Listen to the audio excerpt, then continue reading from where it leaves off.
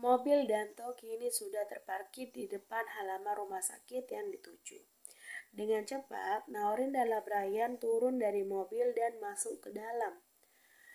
Pelan-pelan jalannya sayang, Labrayan menggandeng tangannya. Sampailah mereka di depan sebuah ruangan setelah melewati lorong panjang. Ibu, panggil Naurin, seraya mendekati Nyonya Medina yang masih mondar-mandir di sana. Kau cepat sekali ke sini. Iya, tadi kebetulan kami sedang berada di daerah yang sama. Apa dokternya belum juga keluar, Bu? Tanya Naurin. Belum, lama sekali. Ada apa lagi dengan ayah? Tanyalah Brian. Tidak tahu, tiba-tiba tadi pagi badannya panas dan kesakitan di bagian leher yang baru saja dioperasi kemarin, jawab Nyonya Medina. Untuk sejenak Brian terdiam. Padahal aku sudah bilang padanya untuk tidak usah ikut sibuk dalam pekerjaan ini. Tapi ayah selalu saja menolaknya. Mungkin dia terlalu lelah sementara baru saja melakukan operasi. Gumam Brian. Tidak begitu juga, kita tunggu aja dokternya keluar. Ujar Naomi seraya mengelus punggung suaminya. Akhirnya, setelah menunggu terlalu lama, keluarlah satu orang dokter bersama suster di belakangnya. Dengan cepat mereka semua berlari menghampiri dokter tersebut. Bagaimana keadaan suami saya, Dok? Tanya Nyonya Medina dengan lelehan air mata di kedua pipinya. Anda ikut saya sebentar ke ruangan, ujar dokter seraya berjalan melewati mereka, diikuti oleh Nyonya Medina di sana. Sementara Brian dan Naurin masih berdiri mematung di depan ruang UGD. Seorang suster kembali keluar dari ruangan tersebut. Mohon maaf, pasien belum bisa dijenguk karena masih kritis. Tunggu dokter sebentar lagi. Permisi, ujar suster itu berlalu. Wajah Brian mulai berubah menjadi panik. Sesekali dia harus mengintip sang ayah dari kaca depan ruangan. Terlihat beberapa alat medis yang menempel pada tubuhnya yang kurus, membuatnya seakan tidak bisa hidup tanpa adanya bantuan dari semua itu. Naurin mendekatinya, mengelus punggung kekar suaminya itu. Sabar sayang, ayah adalah orang yang kuat. Aku yakin tidak akan terjadi apapun padanya. Ujar Naurin mencoba menenangkannya. Tapi apa kau lihat sayang? Dia begitu tua dan kurus kalau seperti itu. Aku jadi kasihan melihatnya. Iya, aku tahu. Lagian ayah kan memang sudah tua. Ayo, duduk dulu. Naurin menggenggam tangan suaminya membawanya pada kursi di depan ruangan itu. Sementara Nyonya Medina baru sampai di ruangan dokter dan yang membawanya. Silakan duduk. Perintah dokter itu seraya menunjukkan kursi di depannya. Dengan meja sekat di tengah, Nyonya Medina mengangguk dan menarik kursi dan duduk di sana. Kondisi pasien untuk saat ini sangat lemah. Apa belum lama ini beliau pernah melakukan operasi pada lehernya? Tanya dokter. Iya dok, suami saya memang baru saja melakukan operasi pengangkatan tumor jinak di lehernya. Dan sudah berjalan sekitar 3 minggu belakangan ini. Operasinya di luar negeri dok. Waktu itu kami memang menetap di sana dan baru pulang ke sini. Memangnya separah itu ya dok? Iya, luka bekas operasi tersebut sepertinya sedikit infeksi, hingga menimbulkan peradangan di dalamnya, yang membuat pasien merasakan nyeri yang luar biasa pada bagian itu. Untuk sementara saya memberinya suntikan pereda nyeri. Selanjutnya kita tunggu pasien sadar terlebih dulu. Jika memungkinkan kami akan melakukan operasi kembali untuk membersihkan bagian dalamnya yang infeksi. Ibu berdoa aja agar suami ibu tetap kuat. Kami hanya akan berusaha sebisa yang kami mampu. Ujar dokter panjang lebar. Baik dok, saya mengerti. Mungkin karena suami saya kelelahan karena akhir-akhir ini itu bisa menjadi penyebabnya kan dok? Iya, bisa. Karena pasca operasi harusnya pasien beristirahat terlebih dulu paling tidak 2 minggu. Jika setelah operasi langsung melakukan aktivitas yang berat, itu bisa menjadi pemicu yang pada bekas jahitan bagi bagian tertentu. Saya mengerti dok, permisi. Nyonya Medina beranjak dari duduknya berjalan keluar ruangan dengan langkah kaki yang terasa berat. Air matanya mulai membanjiri kedua pipinya kembali. Nyonya Medina berhenti sejenak dan duduk tepat di kursi depan, menundukkan kepalanya seraya terisak lirih. Tubuhnya gemetar mendengar perkataan yang sebenarnya tidak ingin dia dengar sebelumnya. Kali ini hatinya benar-benar hancur. Dia bingung dengan keadaan ini selain hanya berdoa agar suaminya kuat menjalani penyakit yang sedang menimpanya itu. Aku tidak boleh menampakkan kesedihan yang terlalu dalam di depan anak dan juga menantuku. Aku tidak ingin mereka juga ikut merasakan kesedihan yang sama denganku. Apalagi menantuku yang sedang hamil. Dia tidak boleh banyak pikiran, akan mengganggu janin yang ada di dalam perutnya. Gumam Nyonya Medina seraya menghapus air matanya.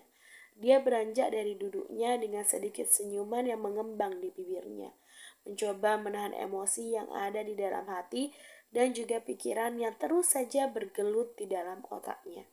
Nyonya Medina berjalan menghampiri mereka yang masih duduk di sana. "Kenapa kalian tidak masuk?" tanya Nyonya Medina yang sudah berdiri di hadapan mereka. Katanya jangan masuk dulu karena ayah masih lemah. Nunggu dokternya masuk. Lagian di dalam sudah ada seorang susternya, Bu, jawab Naurin. "Baiklah, sabar ya." Nyonya Medina duduk tepat di samping Naurin. "Apa yang dokter katakan pada ibu?" Lah Brian menoleh ke arahnya. "Dokter bilang ayah masih kritis karena infeksi yang terjadi pada bekas operasinya kemarin." "Apa itu semua ada hubungannya dengan kesibukan ayah akhir-akhir ini, Bu?" "Tidaklah, Brian. Itu tidak menjadi penyebabnya. Hanya saja, kata dokter, bekas operasinya yang sedikit bermasalah dan kemungkinan dokter akan melakukan operasi pembersihan kembali setelah kondisi ayah normal lagi. Kita disuruh menunggunya sampai ayah sadar dulu," jawab Nyonya Medina mencari alasan. Nyonya Medina yang tahu watak Brian sengaja tidak mengatakan yang sebenarnya. Karena jika itu terjadi, maka Brian mungkin tidak akan memaafkan dirinya sendiri karena kesibukan Tuan Andovi berhubungan dengan kerjasamanya. Sementara waktu terus berjalan hingga tibalah sore hari. Suster yang berada di dalam ruangan kembali keluar menghampiri mereka. Hanya ada satu orang yang diperbolehkan masuk untuk menjaganya di dalam. "Jangan masuk bersamaan. Silahkan kalau ada apa-apa langsung tekan tombol darurat di tembok belakang bangkar." "Mengerti, Bu?" "Iya, Sus, terima kasih." "Sama-sama. Saya permisi dulu." Suster itu pun berlalu setelah mendapat anggukan dari Nyonya Medina. "Kalian pergilah makan. Biar ibu yang menjaga ayah di sini. Nanti bergantian aja. Kalian mengerti kan yang suster katakan tadi?" ujar Nyonya Medina. "Iya, ngerti, Bu. Kalau begitu aku akan pergi mencari makan dulu untuk ibu juga. Aku yakin ibu juga belum terisi apapun perutnya. Ibu masuk ke dalam biar kami pergi sebentar," jawab Naurin beranjak dari duduknya dan berlalu diikuti oleh Brian di belakangnya. Sekepergian mereka, Nyonya Medina bergegas masuk ke dalam ruangan tersebut. Dengan lelehan air mata yang kembali membasahi kedua pipinya, Nyonya Medina berjalan menghampiri suaminya yang masih terbaring di bangka rumah sakit dengan kedua mata yang masih tertutup dengan rapat. Nampak wajahnya yang pucat dan sedikit tua di depannya. Nyonya Medina duduk di kursi samping bangkar seraya memegangi jari jemari suaminya yang tertempel selang infus di sana. "Sayang, aku bahkan tidak pernah membayangkan kalau orang yang kuat dan gagah berani sepertimu akhirnya harus terbaring lemah di rumah sakit seperti ini. Aku pikir kau akan terus kuat sampai tua nanti, selalu tampil gagah dan tampan dengan balutan jas hitam dan kacamata yang selaras seperti yang biasa kau pakai. Tapi kini aku melihatmu berbeda. Kau terlihat sangat pucat dan lusuh dengan pakaian seperti ini. Sayang, ayo tunjukkanlah padaku betapa mempesonanya dirimu seperti dulu. Aku ingin sekali melihatnya," oceh lirih Nyonya Medina yang berulang kali mencium telapak tangan Tuan Andovi. Nyonya Medina terus saja terisak lirih karena takut jika mengganggu istirahat suaminya. Namun tidak disangka, kedua bola mata Tuan Andovi mulai bergerak perlahan, diikuti oleh jari jemarinya hingga Nyonya Medina merasakan hal itu dan langsung menoleh ke arahnya. Kedua mata Tuan Andovi perlahan membuka. Terlihat dia mengedipkan matanya. Sayang, apa kau sudah sadar? Sebentar ya aku panggilkan dokter. Dengan wajah yang girang Nyonya Medina beranjak dari duduknya hendak menekan tombol di sana. Namun Tuan Andovi menggenggam balik telapak tangan istrinya. Seketika langkah Nyonya Medina terhenti dan berbalik menatap kembali suaminya. Ada apa sayang? Aku akan memanggilkan dokter untukmu, ujar Nyonya Medina. Tidak usah. Terdengar suara lirih dari mulut Pak pucat milik Tuan Andovi. Tapi sayang, belum sempat melanjutkan perkataannya, Tuan Andovi menggelengkan kepalanya yang berarti melarang Nyonya Medina untuk melakukan sesuatu yang tidak diizinkan. Nyonya Medina mengalah dan duduk kembali di kursi samping bangkar, seraya terus menggenggam telapak tangan suaminya.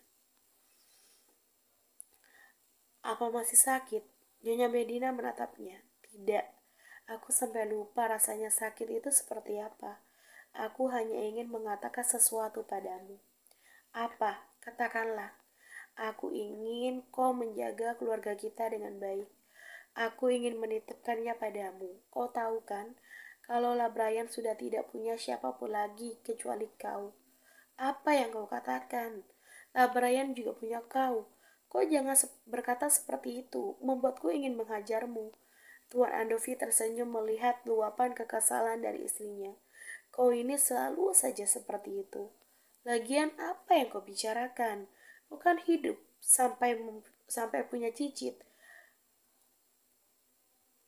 Aku akan panggilkan dokter untukmu. Lagi-lagi Nyonya Medina hendak pergi namun masih saja dihalangi olehnya. Sayang, aku mohon padamu, dengarkan perkataanku kali ini aja. Jika nanti aku pergi, aku ingin kau menggantikanku untuk menjaga keluarga kita. Kau, dengarkan aku dulu. Aku sudah tidak kuat menahan rasa sakit ini bertahun-tahun lamanya, sayang. Aku harap kau mengerti. Bukankah kau menyayangiku? Maka relakanlah aku pergi agar aku tidak lagi tersiksa seperti ini. Aku sudah tidak sanggup, sayang, sungguh. Maafkan, sampaikan maafku pada Brian dan menantuku yang sangat baik itu. Kalau ayah menyayangi mereka dimanapun ayah berada. Kau jangan berkata seperti itu, kau tidak boleh mati. Tangis histeris Nyonya Medina mengisi keheningan ruangan itu. Sini, aku ingin memelukmu. Datanglah. Sepertinya aku tidak bisa untuk duduk, ujar Tuan Andovi. Dengan cepat Nyonya Medina memeluknya, begitupun sebaliknya. Aku mencintaimu, Medina, ucap Tuan Andovi seraya mengecup pucuk kepala istrinya, sementara Nyonya Medina masih terisak di dadanya, membenamkan wajahnya yang terlihat kacau di sana. Sejurus kemudian Tuan Andovi perlahan memejamkan kedua matanya. Kedua lengan yang melingkar di tubuh istrinya pun jatuh di atas bangkar. Merasakan hal itu, Nyonya Medina sudah mengerti arti dari semua ini. Tidak, teriaknya melengking hingga mengagetkan semua orang di depan ruangan itu tersebut, termasuklah Brian dan Naurin yang baru saja kembali membawa tentengan makanan untuk kedua orang tuanya.